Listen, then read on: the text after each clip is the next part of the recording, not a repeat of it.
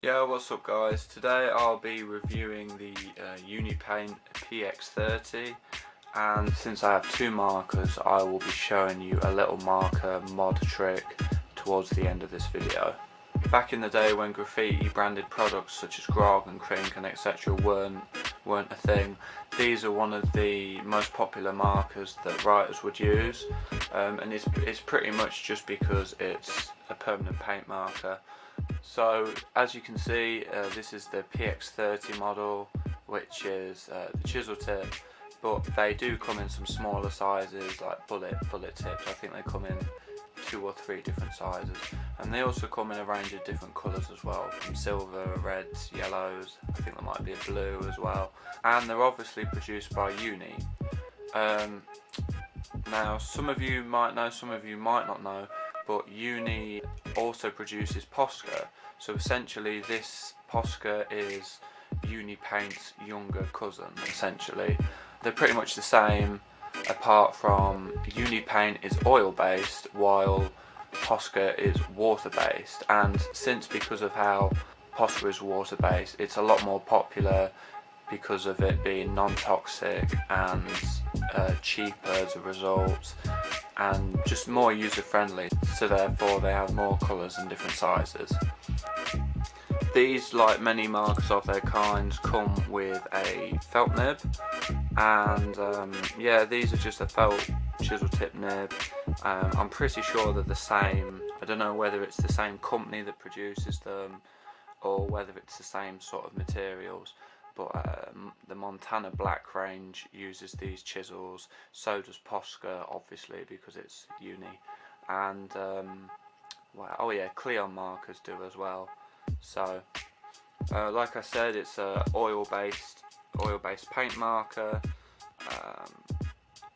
Marks on anything, oil base, and similar to the alcohol markers, since they're not water based, you do need to shape them really well on every use, just to make sure that they work. So yeah guys, I've just shook the marker up for at least 5 minutes to make sure that it's properly shook up so it doesn't damage the nib or anything.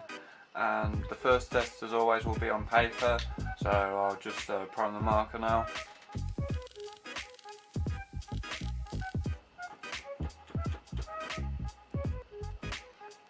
Yeah, and as you can see, that's it seeping through the nib.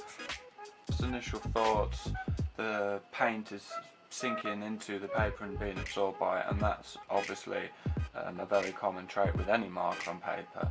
Since it's a common trait, it seems to work a lot like an ink marker, like, I don't know, like a Sharpie. I think these markers are supposed to be glossy, but yeah, I mean, it's not streaking. I mean, obviously, well, even when you go past it doesn't really streak that bad. The chisel tip's nice and sharp. Obviously, once you've used it quite a lot, though, it'll wear down. And yeah, it's just decent so far. Nice bold colour of lines.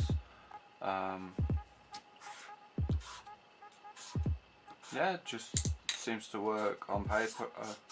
Okay, really. So next test will be cardboard.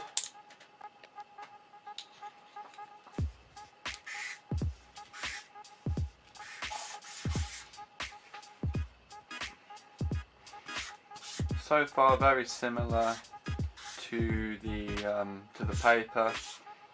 Can't quite make out whether it's being absorbed more or less though.